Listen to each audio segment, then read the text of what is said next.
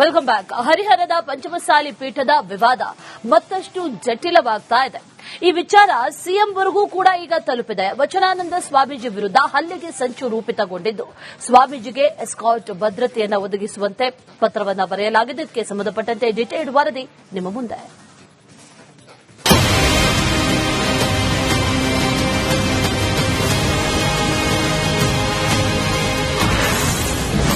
ಪಂಚಮಸಾಲಿ ಪೀಠ ವಿವಾದ ಮತ್ತೆ ಮುನ್ನೆಲೆಗೆ. ವಚನಾನಂದ ಶ್ರೀಗೆ ಭದ್ರತೆ ಕೋರಿ ಸಿಎಂಗೆ ಪತ್ರ. ಮಠದಲ್ಲಿ ಪುಂಡರಿಂದ ಕುಡುಕರಿಂದ ಹಾನಿ ಅಂತ ಡಿಸಿಗೆ ಪತ್ರ ಬರೆದ ಟ್ರಸ್ಟ್. ಈ ಹಿನ್ನೆಲೆ ಮಠದಲ್ಲಿ ನಿಷೇಧಾಜ್ಞೆ ಜಾರಿ. ಇತ್ತ ಸ್ವಾಮೀಜಿಗೆ ಪೊಲೀಸ್ ಭದ್ರತೆ ಒದಗಿಸುವಂತೆ ಲೆಕ್ಕ ಕೂಡಿ ಸಮಿತಿಯಿಂದ ಸಿಎಂಗೆ ಪತ್ರ. ಹೌದು, ದಾವಣಗೆರೆ ಜಿಲ್ಲೆಯ ಹರಿಹರದ ಪಂಚಮಸಾಲಿ ಪೀಠದ ವಿವಾದ ದಿನಕ್ಕೊಂದು ಸ್ವರೂಪ ಪಡಿತಾ ಇದೆ. ಮಠದಲ್ಲಿ ಆದಂತಹ ಬೆಳವಣಿಗೆ ಹಿನ್ನೆಲೆ ಜಿಲ್ಲಾಧಿಕಾರಿ ಡಾ ಗಂಗಾಧರ ಸ್ವಾಮಿ ನಿಷೇಧಾಜ್ಞೆ ಹೊರಡಿಸಿದ್ರು. ಹೀಗಾಗಿ ಅಂದು ನಡೆಯಬೇಕಿದ್ದ ಲೆಕ್ಕಕುಡಿ ಸಮಿತಿ ಸಭೆ ಬೇರೆಡೆ ಶಿಫ್ಟ್ ಆಗಿತ್ತು. ಈ ಕುರಿತು ಲೆಕ್ಕಕುಡಿ ಸಮಿತಿಯ ಅಧ್ಯಕ್ಷ ಪರಮೇಶ್ವರ್ ಗೌಡ ಸೇರಿ ಹಲವರು ಸುದ್ದಿಗೋಷ್ಠಿ ಮಾಡಿದ್ರು. ಟ್ರಸ್ಟ್ನವರು ಇಲ್ಲ ಸಲ್ಲದ ಆಪಾದನೆ ಮಾಡಿ ಜಿಲ್ಲಾಧಿಕಾರಿಗಳಿಗೆ ಮನವಿ ಸಲ್ಲಿಕೆ ಮಾಡಿದ್ದಾರೆ. ಈ ಮನವಿ ಹಿನ್ನೆಲೆಯಲ್ಲಿ ಮಠಕ್ಕೆ ನಿಷೇಧಾಜ್ಞೆ ಹೇರಲಾಗಿದೆ ಅಂತ ದೂರಿದ್ದಾರೆ. ಮಠಕ್ಕೆ ದೇವಾಲಯಗಳಿಗೆ ಬೀಗ ಹಾಕಿಸುವವರನ್ನ ದೇವರು ನೋಡಿಕೊಳ್ಳುತ್ತದೆ ಅಂತ ಆಕ್ರೋಶ ವ್ಯಕ್ತಪಡಿಸಿದ್ದಾರೆ. ಏನೇ ಆಗಲಿ, ಲೆಕ್ಕಕುಡಿ ಸಮಿತಿಯಿಂದ ಅಭಿಯಾನ ಮುಂದುವರಿಯಲಿದೆ. ಕೊಟ್ಟೂರು ಸೇರಿದಂತೆ ಹಲವೆಡೆ ಹೋಗಿ ಲೆಕ್ಕ ಸಂಗ್ರಹ ಮಾಡ್ತೇವೆ ಅಂತ ಸಮಿತಿ ಅಧ್ಯಕ್ಷ ಪರಮೇಶ್ವರ್ ಗೌಡ ತಿಳಿಸಿದ್ದಾರೆ.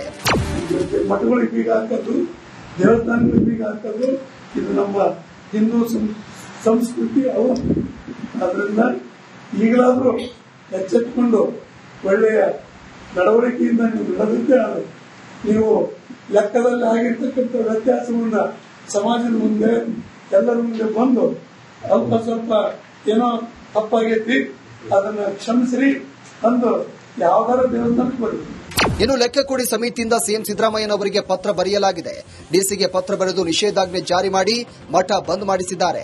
ವಚನಾನಂದ ಸ್ವಾಮೀಜಿ ಮೇಲೆ ಹಲ್ಲೆಗೆ ಸಂಚು ರೂಪಿಸಿದ್ದು, ಹಾನಿ ಉಂಟು ಮಾಡುವ ಎಲ್ಲಾ ಷಡ್ಯಂತ್ರಗಳನ್ನು ಮಾಡಿಕೊಂಡಿದ್ದಾರೆ. ಈ ಹಿನ್ನೆಲೆ ಪೀಠಾಧಿಪತಿಗಳ ದೈನಂದಿನ ಧಾರ್ಮಿಕ ಕಾರ್ಯಗಳಿಗೆ ಅನುವು ಮಾಡಿಕೊಡಬೇಕು, ಎಸ್ಕಾರ್ಟ್ ಒದಗಿಸಿ ಸ್ವಾಮೀಜಿಯವರಿಗೆ ಪೊಲೀಸ್ ರಕ್ಷಣೆ ನೀಡಬೇಕು ಅಂತ ಸಿಎಂಗೆ ಪತ್ರ ಬರೆಯಲಾಗಿದೆ.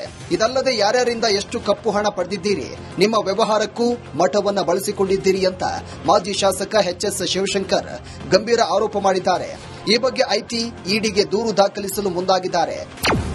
ಸರಿಯಾದ ಸಾಕ್ಷಿಗಳು ಕೊಡಲಿಲ್ಲ, ನಾವು ಕೇಳಲಕ್ಕೆ ನಮಗೆ ಕೊಡಲಿ ಮೇಡಮ್, ಬೇರೆ ಏನು ಕೇಳಲ್ಲ. ನಾವು ಕೇಳ್ತಾರ ಸಮಾಜದ ವಿಧಾನಗಳಂತ ಬಂದಷ್ಟೇ. ದೇವಸ್ಥಾನಕ್ಕೆ ಕರೆದ್ರಿ ಸರ್, ಅವ್ರು ಏನ್ ಮಾಡ್ಬೇಕಂತ ಹೇಳಲಿಲ್ಲ. ದೇವಸ್ಥಾನಕ್ಕೆ ಕರೆದು ಸ್ವಲ್ಪ ಸ್ವಲ್ಪ ಲೆಕ್ಕ ವ್ಯತ್ಯಾಸ ಆಗೈತಿ, ಇದನ್ನ ಇಲ್ಲಿಗೆ ಮುಗಿಸ್ರಿ, ಇದನ್ನ ಬೆಳೆಸೋದು ಬೇಡ, ನನ್ನ ಕ್ಷಮಿಸ್ರಿ ಅಂತ ಹೇಳ್ಬಿಟ್ರೆ ನಾವು ಎಲ್ಲರನ್ನೂ ಸಮಾಜದಲ್ಲೆಲ್ಲರೂ ವಿಶ್ವಾಸಕ್ಕೆ ತಗೊಂಡು ನಾವು ಅದಕ್ಕೊಂದು ವೇದಿಕೆ ಸಜ್ಜು ಮಾಡಿಕೊಂಡು ಅವ್ರು ಏನ್ ಕರೀತಾರೆ.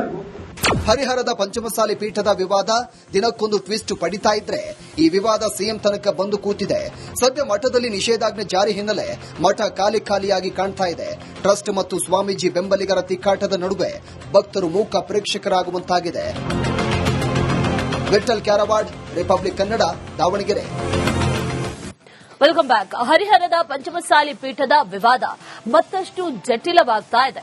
ಈ ವಿಚಾರ ಸಿಎಂವರೆಗೂ ಕೂಡ ಈಗ ತಲುಪಿದೆ. ವಚನಾನಂದ ಸ್ವಾಮೀಜಿ ವಿರುದ್ಧ ಹಲ್ಲೆಗೆ ಸಂಚು ರೂಪಿತಗೊಂಡಿದ್ದು, ಸ್ವಾಮೀಜಿಗೆ ಎಸ್ಕಾರ್ಟ್ ಭದ್ರತೆಯನ್ನು ಒದಗಿಸುವಂತೆ ಪತ್ರವನ್ನು ಬರೆಯಲಾಗಿದೆ. ಇದಕ್ಕೆ ಸಂಬಂಧಪಟ್ಟಂತೆ ಡಿಟೇಲ್ಡ್ ವರದಿ ನಿಮ್ಮ ಮುಂದೆ.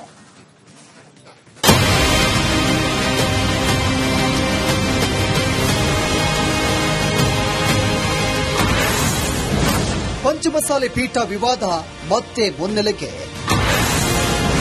ವಚನಾನಂದ ಶ್ರೀಗೆ ಭದ್ರತೆ ಕೋರಿ ಸಿಎಂಗೆ ಪತ್ರ. ಮಠದಲ್ಲಿ ಪುಂಡರಿಂದ ಕುಡುಕರಿಂದ ಹಾನಿ ಅಂತ ಡಿಸಿಗೆ ಪತ್ರ ಬರೆದ ಟ್ರಸ್ಟ್. ಈ ಹಿನ್ನೆಲೆ ಮಠದಲ್ಲಿ ನಿಷೇಧಾಜ್ಞೆ ಜಾರಿ. ಇತ್ತ ಸ್ವಾಮೀಜಿಗೆ ಪೊಲೀಸ್ ಭದ್ರತೆ ಒದಗಿಸುವಂತೆ ಲೆಕ್ಕಕುಡಿ ಸಮಿತಿಯಿಂದ ಸಿಎಂಗೆ ಪತ್ರ. ಹೌದು, ದಾವಣಗೆರೆ ಜಿಲ್ಲೆಯ ಹರಿಹರದ ಪಂಚಮಸಾಲಿ ಪೀಠದ ವಿವಾದ ದಿನಕ್ಕೊಂದು ಸ್ವರೂಪ ಪಡಿತಾ ಇದೆ. ಮಠದಲ್ಲಿ ಆದಂತಹ ಬೆಳವಣಿಗೆ ಹಿನ್ನೆಲೆ ಜಿಲ್ಲಾಧಿಕಾರಿ ಡಾ ಗಂಗಾಧರ ಸ್ವಾಮಿ ನಿಷೇಧಾಜ್ಞೆ ಹೊರಡಿಸಿದ್ರು. ಹೀಗಾಗಿ ಅಂದು ನಡೆಯಬೇಕಿದ್ದ ಲೆಕ್ಕಕುಡಿ ಸಮಿತಿ ಸಭೆ ಬೇರೆಡೆ ಶಿಫ್ಟ್ ಆಗಿತ್ತು. ಈ ಕುರಿತು ಲೆಕ್ಕಕುಡಿ ಸಮಿತಿಯ ಅಧ್ಯಕ್ಷ ಪರಮೇಶ್ವರ್ ಗೌಡ ಸೇರಿ ಹಲವರು ಸುದ್ದಿಗೋಷ್ಠಿ ಮಾಡಿದ್ರು. ಟ್ರಸ್ಟ್ನವರು ಇಲ್ಲ ಸಲ್ಲದ ಆಪಾದನೆ ಮಾಡಿ ಜಿಲ್ಲಾಧಿಕಾರಿಗಳಿಗೆ ಮನವಿ ಸಲ್ಲಿಕೆ ಮಾಡಿದ್ದಾರೆ. ಈ ಮನವಿ ಹಿನ್ನೆಲೆಯಲ್ಲಿ ಮಠಕ್ಕೆ ನಿಷೇಧಾಜ್ಞೆ ಹೇರಲಾಗಿದೆ ಅಂತ ದೂರಿದ್ದಾರೆ. ಮಠಕ್ಕೆ ದೇವಾಲಯಗಳಿಗೆ ಬೀಗ ಹಾಕಿಸುವವರನ್ನ ದೇವರು ನೋಡಿಕೊಳ್ಳುತ್ತದೆ ಅಂತ ಆಕ್ರೋಶ ವ್ಯಕ್ತಪಡಿಸಿದ್ದಾರೆ. ಏನೇ ಆಗಲಿ ಲೆಕ್ಕ ಕೊಡಿ ಸಮಿತಿಯಿಂದ ಅಭಿಯಾನ ಮುಂದುವರಿಯಲಿದೆ. ಕೊಟ್ಟೂರು ಸೇರಿದಂತೆ ಹಲವೆಡೆ ಹೋಗಿ ಲೆಕ್ಕ ಸಂಗ್ರಹ ಮಾಡ್ತೇವೆ ಅಂತ ಸಮಿತಿ ಅಧ್ಯಕ್ಷ ಪರಮೇಶ್ವರ್ ಗೌಡ ತಿಳಿಸಿದ್ದಾರೆ. ಮಠಗಳಿಗೆ ಬೀಗ ಹಾಕೋದು, ದೇವಸ್ಥಾನಗಳಿಗೆ ಬೀಗ ಹಾಕೋದು ಇದು ನಮ್ಮ ಹಿಂದೂ ಸಂಸ್ಕೃತಿ ಅವು. ಅದರಿಂದ ಈಗಲಾದರೂ ಎಚ್ಚೆತ್ತುಕೊಂಡು ಒಳ್ಳೆಯ ನಡವಳಿಕೆಯಿಂದ ನೀವು ಬಿಡದಿದ್ದೇ ನೀವು ಲೆಕ್ಕದಲ್ಲಿ ಆಗಿರ್ತಕ್ಕಂಥ ವ್ಯತ್ಯಾಸವನ್ನ ಸಮಾಜದ ಮುಂದೆ ಎಲ್ಲರ ಮುಂದೆ ಬಂದು ಅಲ್ಪ ಸ್ವಲ್ಪ ಏನೋ ತಪ್ಪಾಗೈತಿ ಅದನ್ನ ಕ್ಷಮಿಸ್ರಿ ಅಂದು ಯಾವ್ದಾರ ದೇವಸ್ಥಾನಕ್ಕೆ ಬರಲಿ. ಇನ್ನು ಲೆಕ್ಕ ಕೊಡಿ ಸಮಿತಿಯಿಂದ ಸಿಎಂ ಸಿದ್ದರಾಮಯ್ಯನವರಿಗೆ ಪತ್ರ ಬರೆಯಲಾಗಿದೆ. ಡಿಸಿಗೆ ಪತ್ರ ಬರೆದು ನಿಷೇಧಾಜ್ಞೆ ಜಾರಿ ಮಾಡಿ ಮಠ ಬಂದ್ ಮಾಡಿಸಿದ್ದಾರೆ. ವಚನಾನಂದ ಸ್ವಾಮೀಜಿ ಮೇಲೆ ಹಲ್ಲೆಗೆ ಸಂಚು ರೂಪಿಸಿದ್ದು ಹಾನಿ ಉಂಟು ಮಾಡುವ ಎಲ್ಲಾ ಷಡ್ಯಂತ್ರಗಳನ್ನು ಮಾಡಿಕೊಂಡಿದ್ದಾರೆ.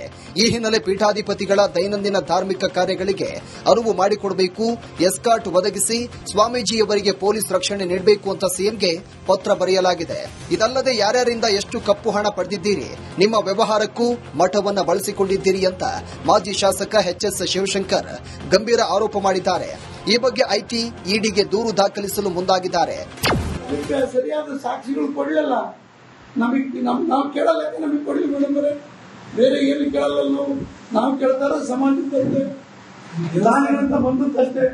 ದೇವಸ್ಥಾನಕ್ಕೆ ಕರೆದಿರಿ ಸರ್, ಅವ್ರು ಏನ್ ಮಾಡ್ಬೇಕಂತ ಹೇಳಲಿಲ್ಲ. ದೇವಸ್ಥಾನಕ್ಕೆ ಕರೆದು ಸ್ವಲ್ಪ ಸ್ವಲ್ಪ ಲೆಕ್ಕ ವ್ಯತ್ಯಾಸ ಆಗೈತಿ, ಇದನ್ನ ಇಲ್ಲಿಗೆ ಮುಗಿಸ್ರಿ, ಇದನ್ನ ಬೆಳೆಸೋದು ಬೇಡ, ನನ್ನ ಕ್ಷಮಿಸ್ರಿ ಅಂತ ಹೇಳ್ಬಿಟ್ರೆ ನಾವು ಎಲ್ಲರನ್ನೂ ಸಮಾಜದಲ್ಲೆಲ್ಲರೂ ವಿಶ್ವಾಸಕ್ಕೆ ತಗೊಂಡು ನಾವು ಅದಕ್ಕೊಂದು ವೇದಿಕೆ ಸಜ್ಜು ಮಾಡಿಕೊಂಡು ಅವ್ರು ಏನ್ ಕರೀತಾರೆ. ಹರಿಹರದ ಪಂಚಮಸಾಲಿ ಪೀಠದ ವಿವಾದ ದಿನಕ್ಕೊಂದು ಟ್ವಿಸ್ಟ್ ಪಡಿತಾ ಇದ್ರೆ ಈ ವಿವಾದ ಸಿಎಂ ತನಕ ಬಂದು ಕೂತಿದೆ. ಸದ್ಯ ಮಠದಲ್ಲಿ ನಿಷೇಧಾಜ್ಞೆ ಜಾರಿ ಹಿನ್ನೆಲೆ ಮಠ ಖಾಲಿಯಾಗಿ ಕಾಣ್ತಾ ಇದೆ. ಟ್ರಸ್ಟ್ ಮತ್ತು ಸ್ವಾಮೀಜಿ ಬೆಂಬಲಿಗರ ತಿಕ್ಕಾಟದ ನಡುವೆ ಭಕ್ತರು ಮೂಕ ಪ್ರೇಕ್ಷಕರಾಗುವಂತಾಗಿದೆ. Vittal Kyarawad, Republic Kannada, Davanagere. Welcome back. ಹರಿಹರದ ಪಂಚಮಸಾಲಿ ಪೀಠದ ವಿವಾದ ಮತ್ತಷ್ಟು ಜಟಿಲವಾಗ್ತಾ ಇದೆ. ಈ ವಿಚಾರ ಸಿಎಂವರೆಗೂ ಕೂಡ ಈಗ ತಲುಪಿದೆ. ವಚನಾನಂದ ಸ್ವಾಮೀಜಿ ವಿರುದ್ಧ ಹಲ್ಲೆಗೆ ಸಂಚು ರೂಪಿತಗೊಂಡಿದ್ದು ಸ್ವಾಮೀಜಿಗೆ ಎಸ್ಕಾರ್ಟ್ ಭದ್ರತೆಯನ್ನು ಒದಗಿಸುವಂತೆ ಪತ್ರವನ್ನು ಬರೆಯಲಾಗಿದೆ. ಇದಕ್ಕೆ ಸಂಬಂಧಪಟ್ಟಂತೆ ಡಿಟೇಲ್ಡ್ ವರದಿ ನಿಮ್ಮ ಮುಂದೆ.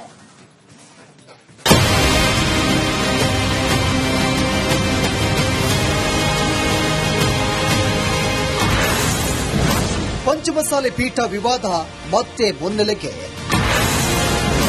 ವಚನಾನಂದ ಶ್ರೀಗೆ ಭದ್ರತೆ ಕೋರಿ ಸಿಎಂಗೆ ಪತ್ರ. ಮಠದಲ್ಲಿ ಪುಂಡರಿಂದ ಕುಡುಕರಿಂದ ಹಾನಿ ಅಂತ ಡಿಸಿಗೆ ಪತ್ರ ಬರೆದ ಟ್ರಸ್ಟ್. ಈ ಹಿನ್ನೆಲೆ ಮಠದಲ್ಲಿ ನಿಷೇಧಾಜ್ಞೆ ಜಾರಿ, ಇತ್ತ ಸ್ವಾಮೀಜಿಗೆ ಪೊಲೀಸ್ ಭದ್ರತೆ ಒದಗಿಸುವಂತೆ ಲೆಕ್ಕ ಕೊಡಿ ಸಮಿತಿಯಿಂದ ಸಿಎಂಗೆ ಪತ್ರ. ಹೌದು, ದಾವಣಗೆರೆ ಜಿಲ್ಲೆಯ ಹರಿಹರದ ಪಂಚಮಸಾಲಿ ಪೀಠದ ವಿವಾದ ದಿನಕ್ಕೊಂದು ಸ್ವರೂಪ ಪಡಿತಾ ಇದೆ. ಮಠದಲ್ಲಿ ಆದಂತಹ ಬೆಳವಣಿಗೆ ಹಿನ್ನೆಲೆ ಜಿಲ್ಲಾಧಿಕಾರಿ ಡಾ ಗಂಗಾಧರ ಸ್ವಾಮಿ ನಿಷೇಧಾಜ್ಞೆ ಹೊರಡಿಸಿದ್ರು. ಹೀಗಾಗಿ ಅಂದು ನಡೆಯಬೇಕಿದ್ದ ಲೆಕ್ಕ ಕೊಡಿ ಸಮಿತಿ ಸಭೆ ಬೇರೆಡೆ ಶಿಫ್ಟ್ ಆಗಿತ್ತು. ಈ ಕುರಿತು ಲೆಕ್ಕ ಕೊಡಿ ಸಮಿತಿಯ ಅಧ್ಯಕ್ಷ ಪರಮೇಶ್ವರ್ ಗೌಡ ಸೇರಿ ಹಲವರು ಸುದ್ದಿಗೋಷ್ಠಿ ಮಾಡಿದ್ರು. ಟ್ರಸ್ಟ್ನವರು ಇಲ್ಲ ಸಲ್ಲದ ಆಪಾದನೆ ಮಾಡಿ ಜಿಲ್ಲಾಧಿಕಾರಿಗಳಿಗೆ ಮನವಿ ಸಲ್ಲಿಕೆ ಮಾಡಿದ್ದಾರೆ. ಈ ಮನವಿ ಹಿನ್ನೆಲೆಯಲ್ಲಿ ಮಠಕ್ಕೆ ನಿಷೇಧಾಜ್ಞೆ ಹೇರಲಾಗಿದೆ ಅಂತ ದೂರಿದ್ದಾರೆ. ಮಠಕ್ಕೆ ದೇವಾಲಯಗಳಿಗೆ ಬೀಗ ಹಾಕಿಸುವವರನ್ನ ದೇವರು ನೋಡಿಕೊಳ್ಳುತ್ತದೆ ಅಂತ ಆಕ್ರೋಶ ವ್ಯಕ್ತಪಡಿಸಿದ್ದಾರೆ. ಏನೇ ಆಗಲಿ ಲೆಕ್ಕ ಕೊಡಿ ಸಮಿತಿಯಿಂದ ಅಭಿಯಾನ ಮುಂದುವರಿಯಲಿದೆ.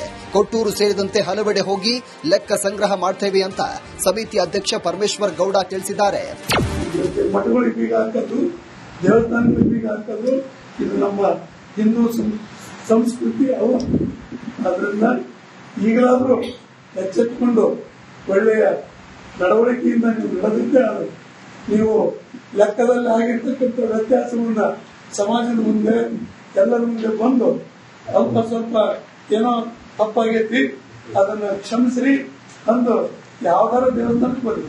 ಇನ್ನು ಲೆಕ್ಕ ಕೊಡಿ ಸಮಿತಿಯಿಂದ ಸಿಎಂ ಸಿದ್ದರಾಮಯ್ಯನವರಿಗೆ ಪತ್ರ ಬರೆಯಲಾಗಿದೆ. ಡಿಸಿಗೆ ಪತ್ರ ಬರೆದು ನಿಷೇಧಾಜ್ಞೆ ಜಾರಿ ಮಾಡಿ ಮಠ ಬಂದ್ ಮಾಡಿಸಿದ್ದಾರೆ.